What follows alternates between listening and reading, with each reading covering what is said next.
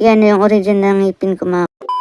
Hello po mga kitsay. So ayan, dahil day off ko ngayon and ang dami kong nababasa na saan ka nagpa-brace, anong clinic, magkano ang nagastos mo. So ngayon mga kitsay, sasagutin ko lahat yung mga katanungan nyo, and yung sabi niya doon is bakit umabot ng 100k pesos yung pinagpa-brace mo, clinic ba yan? So ayan mga kitsay, lahat yun sasagutin ko. Day off ko nga pala ngayon kaya nakaayos ako. Oh, madam na madam ang kunyang, hindi tayo kunyang kapag day off natin, di ba?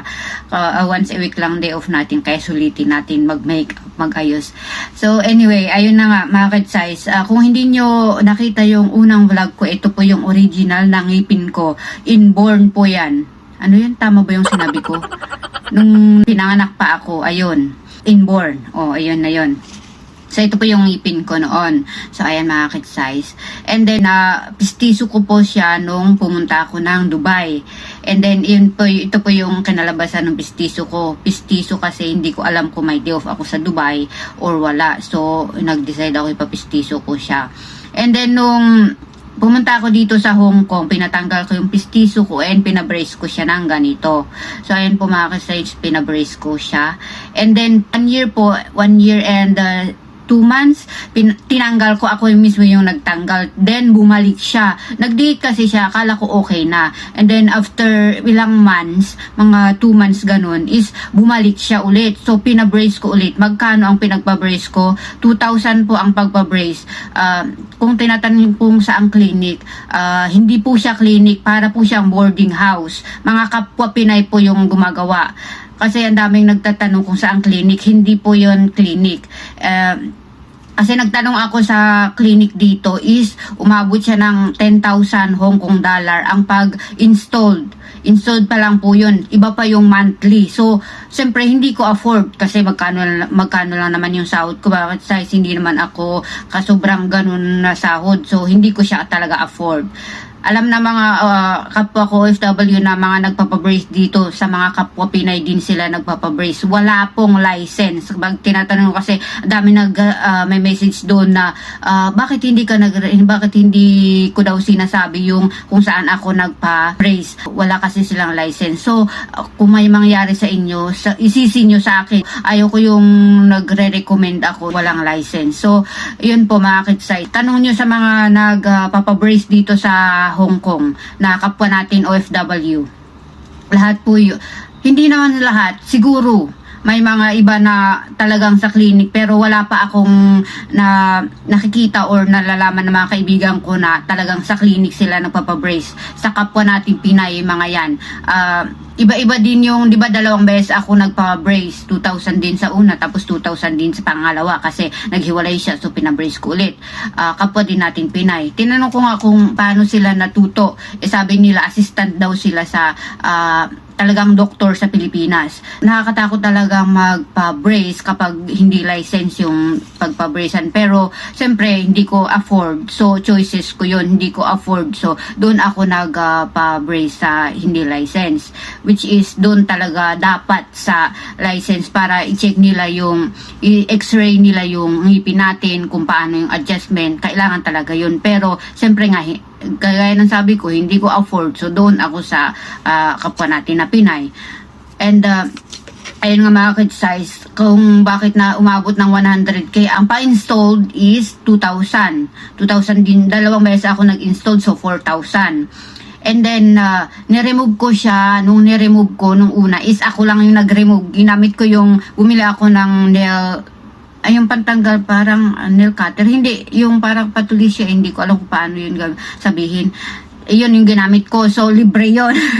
And then, yung monthly ko, so, bali, 32 months akong 2 years and 8 months akong nagpa-adjust. So, monthly is 200. Pero, pag nagpapa-adjust kasi ako, is nagbibigay ako ng tip sa nag-a-adjust sa akin. So, bali 250. Binibigyan ko siya ng 50. So, bali 250. Tip ba yung 50? So, 200 yung pagpa-adjust and 50 yung binibigay ko na tip. So, bali 250.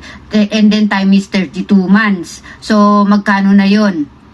8,000 po yun. Kasi hindi mo mamamalaya na ganong kalaki, hindi ko talaga namalaya na ganong kalaki hanggang nung kinumpute ko. Sabi ko, wow, napawaw ako, hindi ako makapaniwala na umabot ng 14,000. 50 yung pinang brace ko, adjust, at saka cleaning din nila nung pinatanggal ko. Ito yung nai-even ka ngayon. Yeah. Yellowish siya kasi mahilig ako sa kape, and then kapag may brace ka, hindi ka masyadong nalilinisan ba yun, hindi masyadong nalilinisan yung ipin mo kahit mag-toothbrush ka or mag-whitening Colgate ka, ganun. Tapos yung pang-remove nila nung tinanggal nila is may bayad din, 200, pero pinabayad sa akin is 150. And then nakalista talaga siya dito lahat, kaya nagulat talaga ako. Sabi ko, wow. And then yung cleaning nila is nung pinatanggal ko na siya, pinakleaning ko kasi may mga itim-itim na tape ba ng pinang ano nila ng ipin. So pinakleaning ko. Pero hindi kasama ang whitening kasi wala silang whitening doon. So, akala ko yung cleaning is whitening is isa. Di pala cleaning is matanggal-tanggal yung mga itim-itim. And then and then may tanggal ako dito. And then meron din dito sa side ko yung pinabunot ko nung last vlog ko. And then yun nga mga kidsay, 300 yung cleaning nila. So ayun mga kidsay, nung may anak ko, ito kapag may brace siya ganon, yung pistiso ang tawag nito eh. Kapag meron siyang ganito, yung design is 800 din siya. And then apat yung ngipin ko, so bali 1,600 Hong Kong dollar po yun. Yung itong pistiso, oo. Denture pistiso, parehas. Yung pistiso ko, yan. Nilalagay ko lang siya kapag ano. Kasi para magdidikit siya kasi minsan nagihiwalay siya. Kaso kapag ilang oras nang tinanggal ko yung pistiso kasi masakit kapag kumakain ako, so tinatanggal ko siya. Naghiwalay talaga siya. Kailangan i-ano siya para magdikit siya. Pero papaayos ko na siya sa Pilipinas sa talagang dentist ba kapag umuwi ako. At ayan, umabot siya ng 100,000, paano ba ano yun? Yan yung nasa screen. Paano ba sabihin? 100,000, 104. Hindi ko mabasa. Ano ba yan? Ang galing mo talaga sa mathematics, K-size. So, ayun mga kids, sa Hong Kong dollar is 14,050. So, i-convert nyo na lang ito. Yan, kinonvert ko na siya para ano. Pero hindi ko alam basahin. So, ayun po mga kid size. Sa mga nagtatanong, hindi po talaga ako nagre-recommend. Kasi iba-iba ako kung saan ako nagpapa-adjust. Hindi ako nag-stay sa isa. Para alam ko kung ano yung adjustment ng iba, ganun. So, marami kasi dito sa Hong Kong. Ang dami. Mga boarding houses sila nag-a-adjust or nag-i-install ng mga ngipin.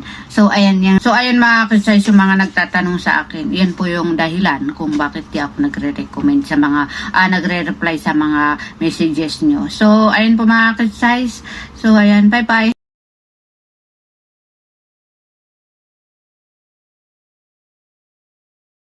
Ang kamay lang makapicture atan eh. Adamot ti awang-awang na tunukan to. Nalis picture am tata before.